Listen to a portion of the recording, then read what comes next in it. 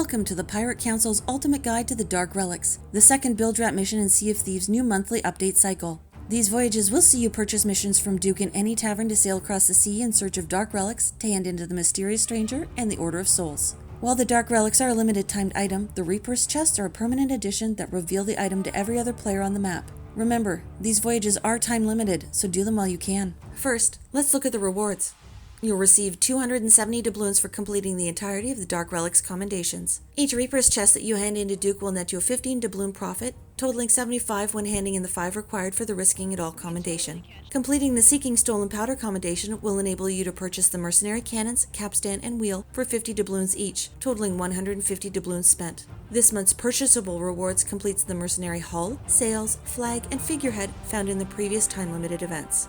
Completing these voyages will reward you with 3 titles. Handing in 1 type of each relic to the Order of Souls will give you the Relic Collector title. Completing a Dark Relic voyage in the Wilds, Ancient Isles, and Shores of Plenty will give you the Relic Hunter title. Selling 5 Reaper's chests to Duke will give you the Death the Fire title. These quests aren't without costs. The Dark Relic voyage to the Shores of Plenty, the Wilds, and the Ancient Isles will set you back 5 doubloons each, totaling 15. The Athena's Dark Relic voyage to the Devil's Roar will set you back 10 doubloons. This will mean that you profit 245 doubloons for completing the voyages 100% in the first try, which drops to a 95 doubloon profit if you also purchase the time-limited cosmetics. The issue with the Dark Relic voyages is with the ritual skulls.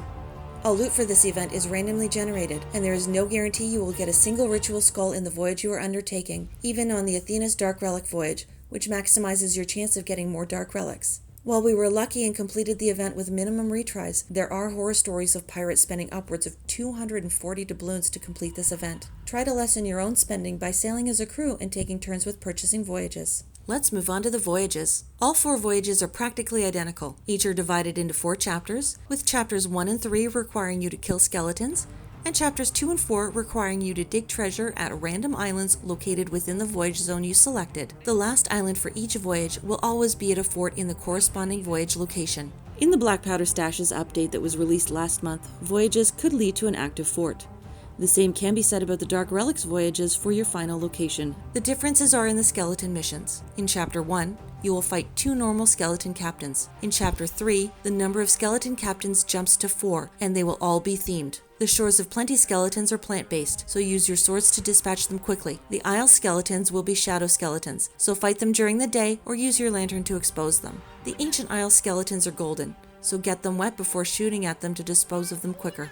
The Athena's Dark Relic voyages to the Devil's Roar is for pirate legends only, but it can be completed if you're in a crew with a pirate legend if you're not one yourself. It has been said that this voyage will give you a minimum of 4 Dark Relics, but one of the Pirate Council crews has done this and only gotten 1 from it, so take it with a grain of salt.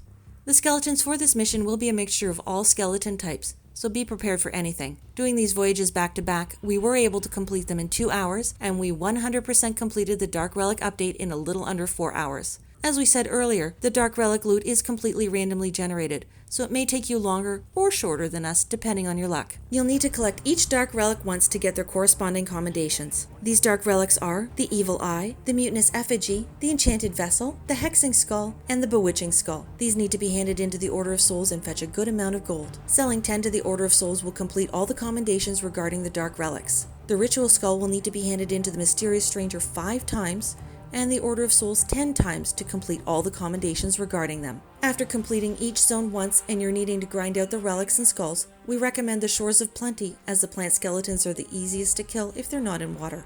Let's move on to the Reaper's chests. Within a server, you'll now see a glowing beam of light in the sky.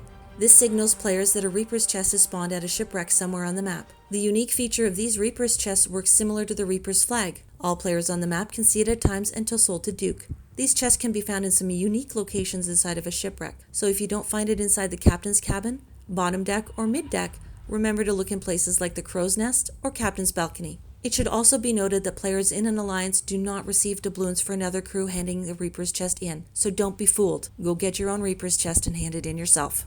There is a debate regarding how many Reaper's chests can spawn in a server at once.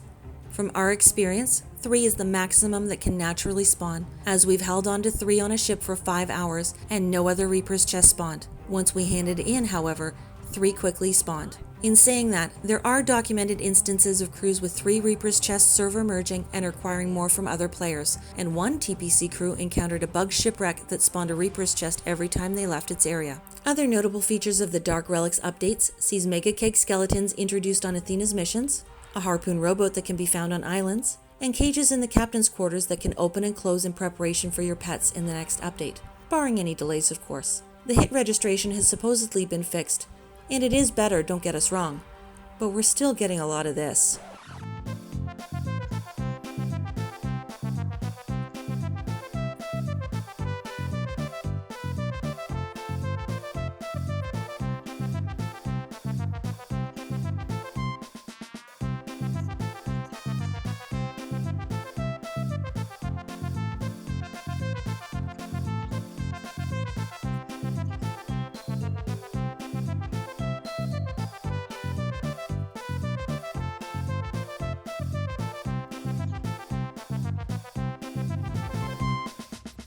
Keep an eye out on the skies for a small flock of birds, as you can now find a range of items floating within barrels of plenty. Make sure you stop and check them out, as you might find things like skulls, artifacts, chests, merchant crates, mermaid gems, message in a bottle, and even my personal favorite, gunpowder kegs. You can use these inconspicuous floating mines to your advantage when being chased by other crews. Just don't get too close with your own ship.